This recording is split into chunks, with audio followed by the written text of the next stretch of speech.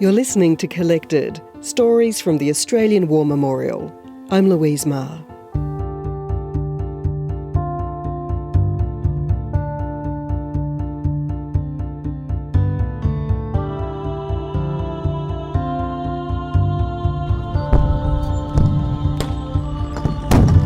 Stories of war are so often about men, but women have always been there in many different roles, sometimes by choice, often not. Here, briefly, are the stories of 4 remarkable women who had vastly different war experiences. Let's start with Dame Alice Chisholm. Well, what we have in a display case here at the War Memorial is a silver cup that was presented to Dame Alice Chisholm by the men of the 4th Light Horse Brigade to thank her for the amazing work and devotion that she gave them during the First World War with canteens that she opened and fed hundreds of thousands of men during the course of the campaign in the Sinai-Palestine theatre. Emma Campbell is a Canberra historian who previously worked at the memorial. She's writing a book about Dame Alice. Alice was a widow by the time that the First World War broke out. She'd been the wife of a prominent pastoralist in the Goulburn area. And at the age of 56, she and her daughter, Dorothy, who was in her early 20s, decided that they would go over to Egypt to help with the campaign, with the war effort as they could. Her son, Bertram, had enlisted in the Light Horse. And so she wanted to be close to him and to do her bit.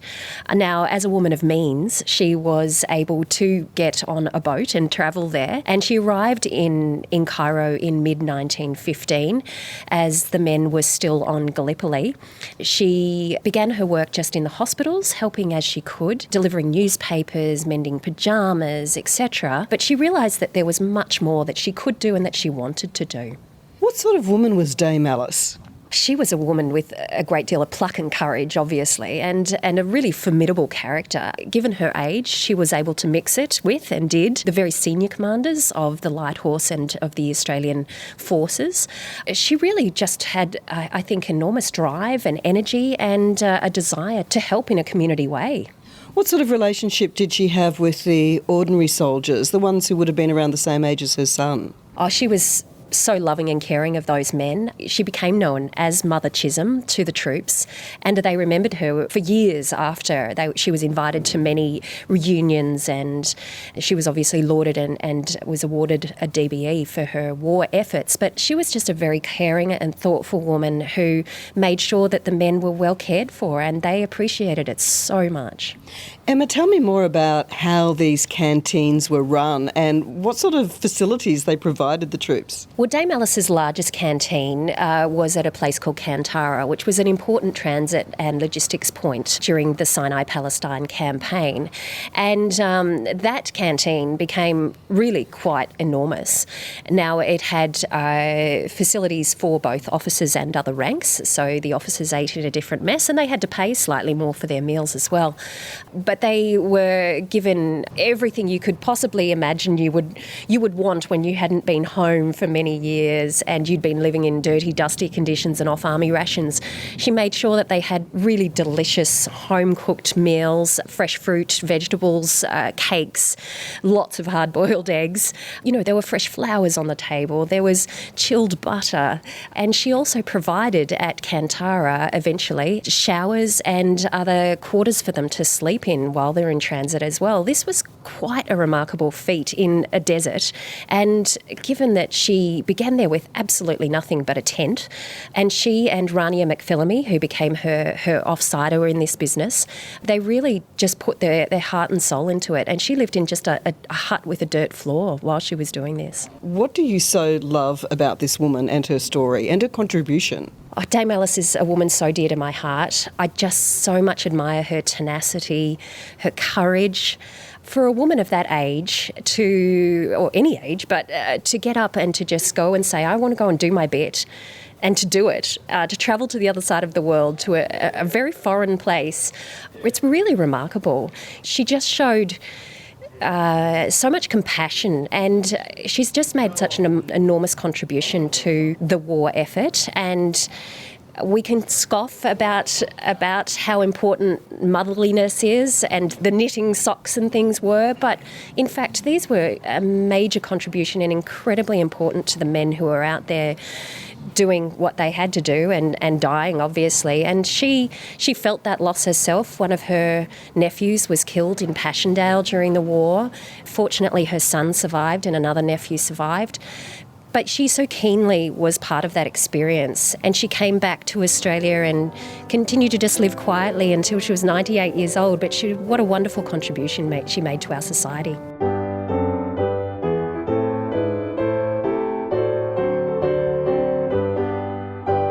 Fast forward to the Second World War and the story of Olive Sherrington. Olive Sherrington was a fantastic lady, one of my heroines. Senior curator Shane Casey is a big fan of Sherry, as she was known.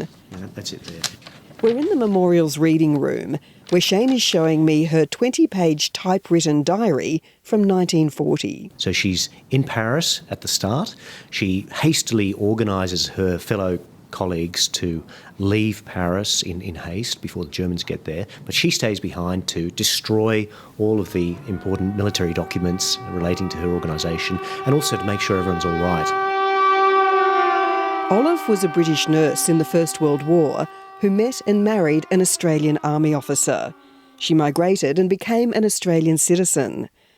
After her husband died in 1938, Olive went back to England on holiday and was on a cruise in the Baltic when war broke out.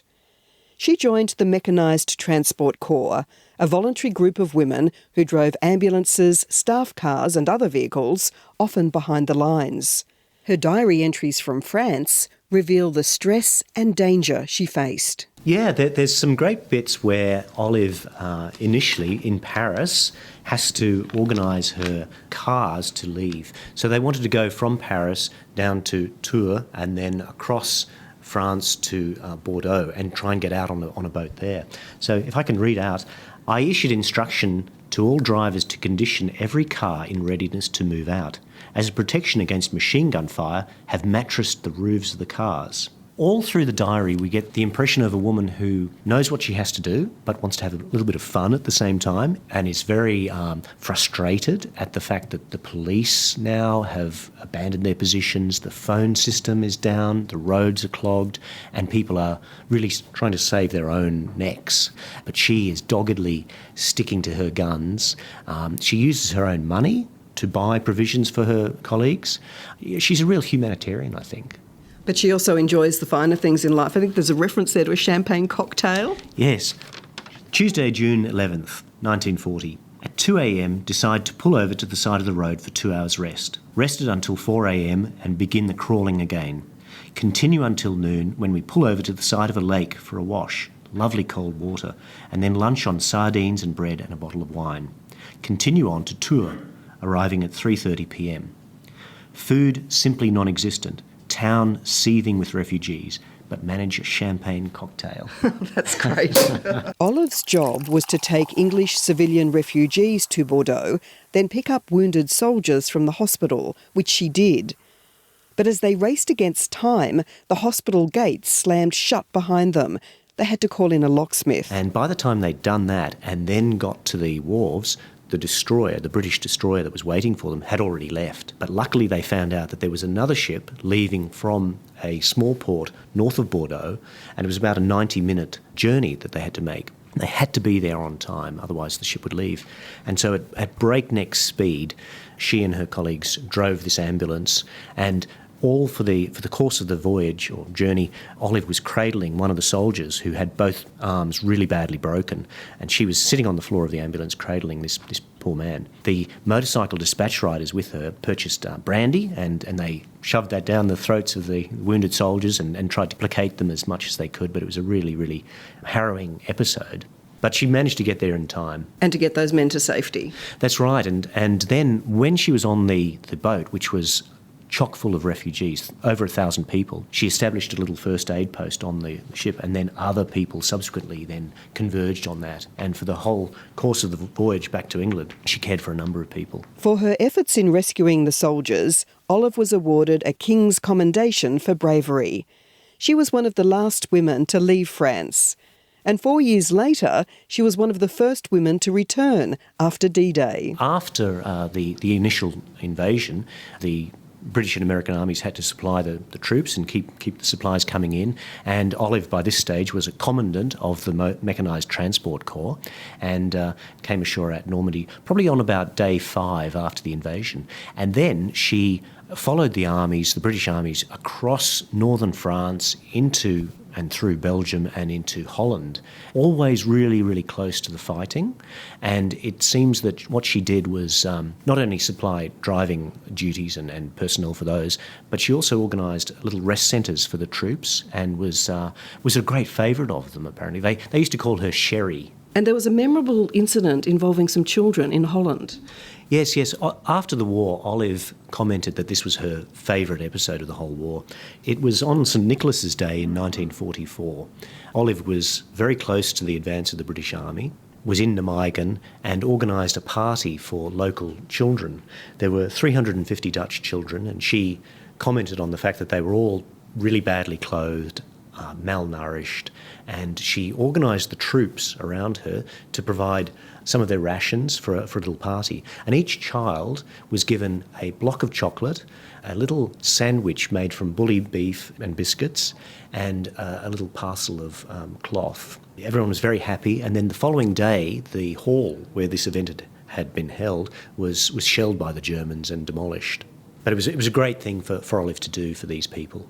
Among the objects related to Olive Sherrington in the War Memorials collection, there's a whip.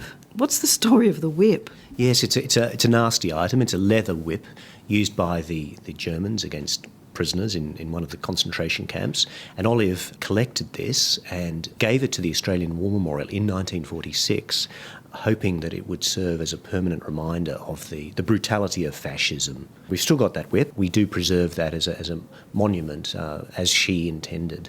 You say that Olive Sherrington is one of your great heroines. What do you love so much about Olive Sherrington and what she did? We recently put Olive's uniform on display, and it's a big uniform. You know, she was obviously quite a stout lady. She talks about being well padded in her diary. That's right. And here's a person who wasn't after glory, was just trying to do the right thing by everyone. She had lots of humanity and a great sense of humour, and I think she wasn't someone that you stood in the way of, but she was polite, sensible, civilised, and a real humanitarian, I think. And the thing I like about her is that we've got so much of her uniform and medals and things in the collection, but she's an unknown story and one that slips between the cracks. She wasn't the glorious soldier attacking machine gun posts or anything. She was someone behind the scenes doing the right thing.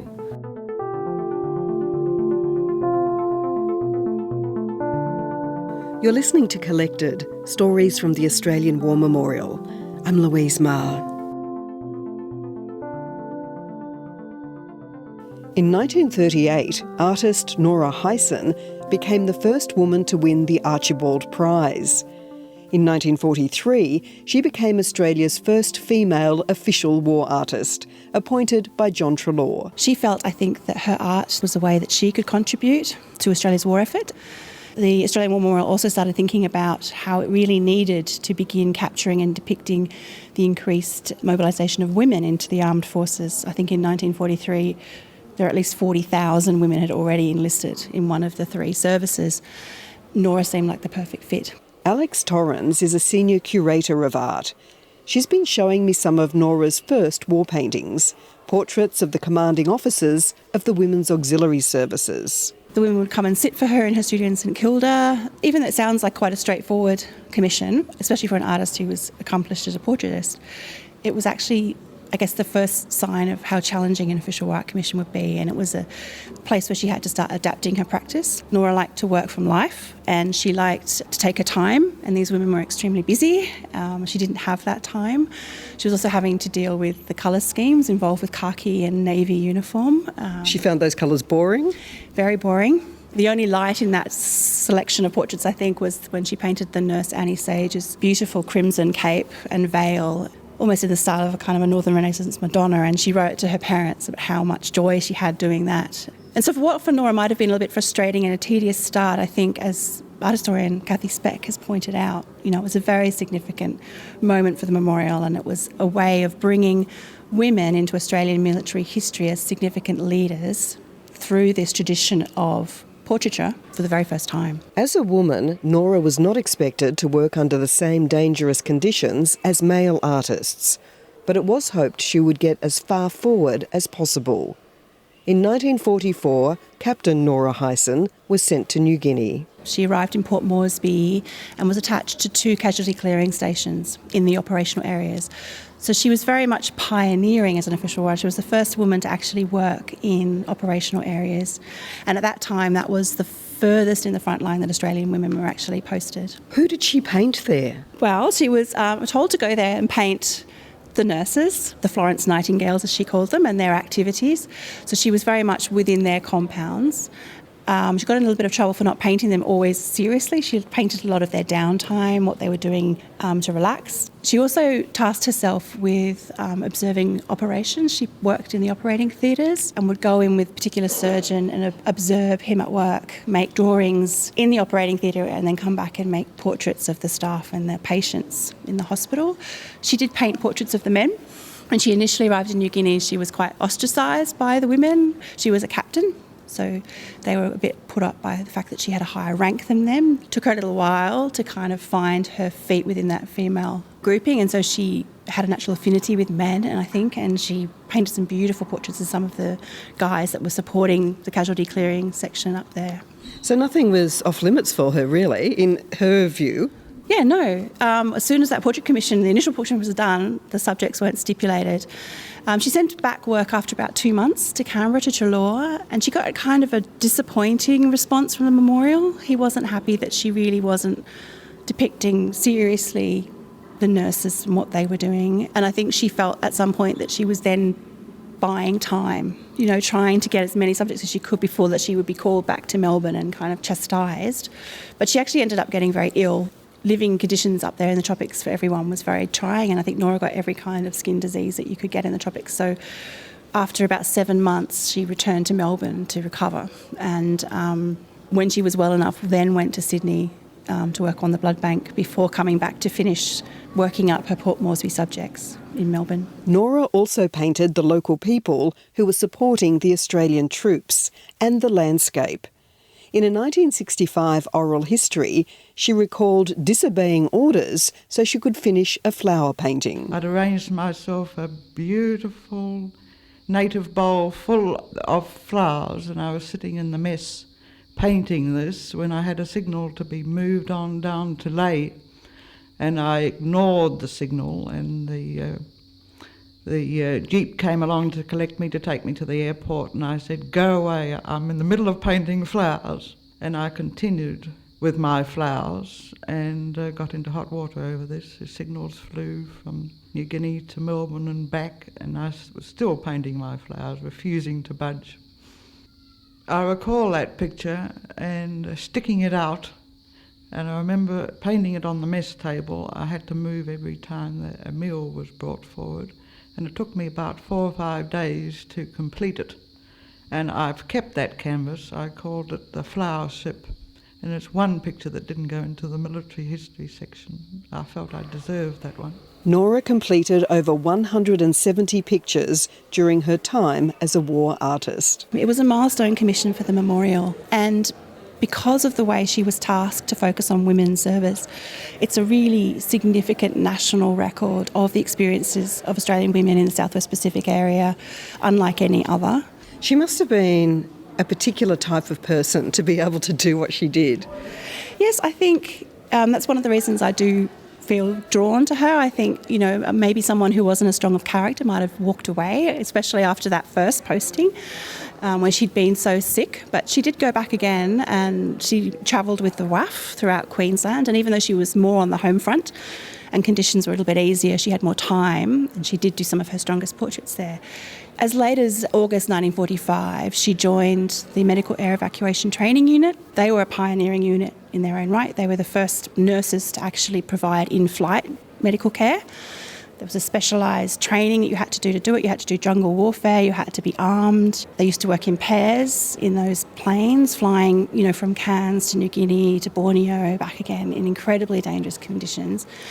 And she flew with them for a number of weeks, and I just find that very brave. She didn't particularly like flying, and she created some of her most poignant and moving portraits there, and they're invaluable. I mean, several of the women that she did casual portraits of between flights ended up later dying, being killed very, very close to VP Day towards the end of the war.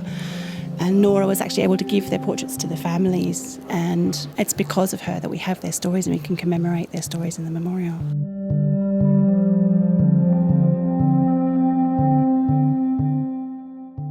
During the Second World War, over 100,000 civilians across Southeast Asia were imprisoned by the Japanese.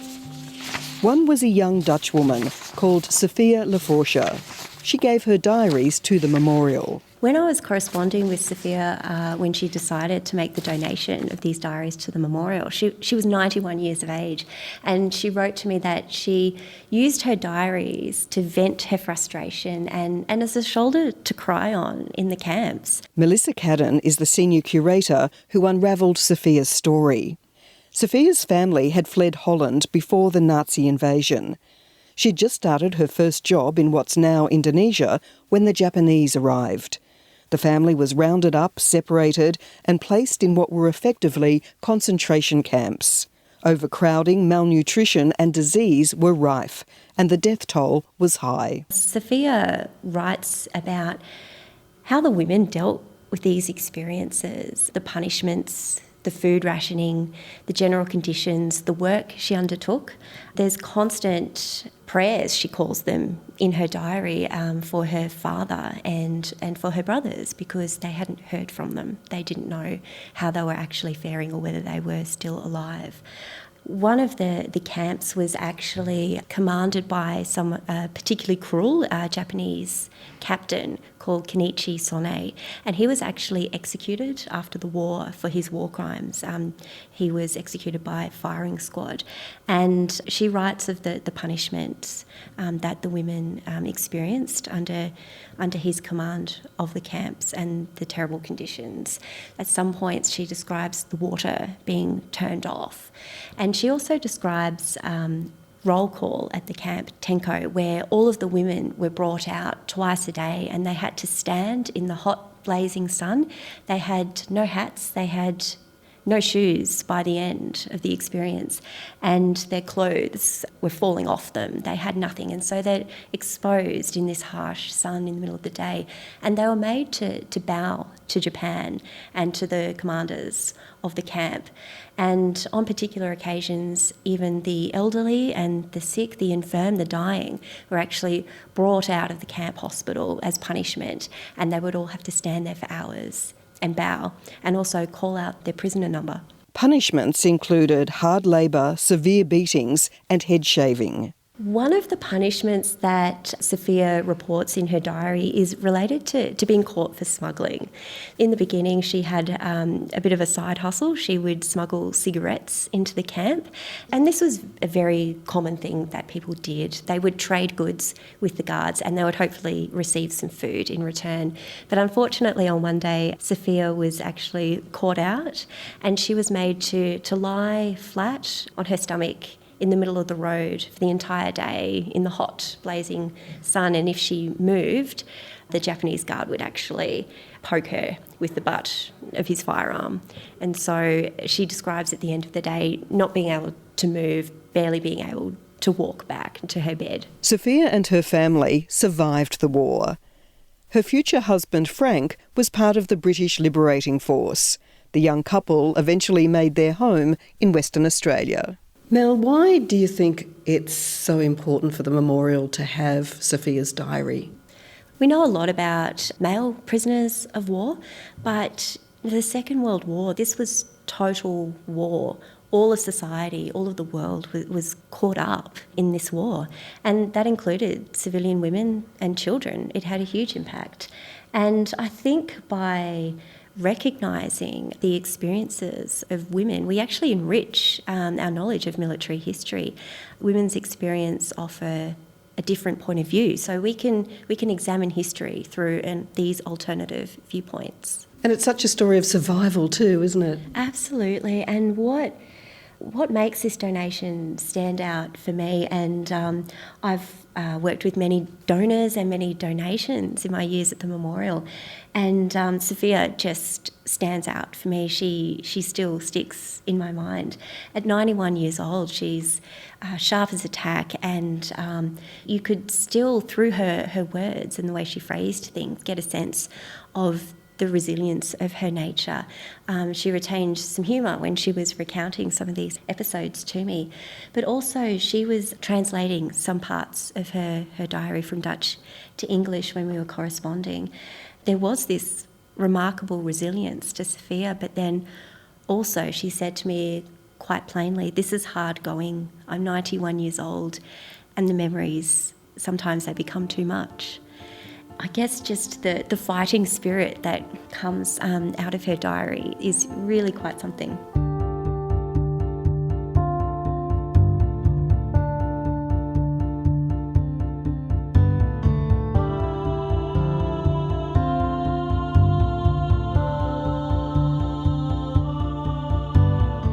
Thanks for listening to this episode of Collected, Stories from the Australian War Memorial.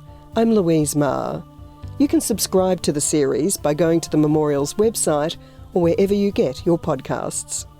See you next time.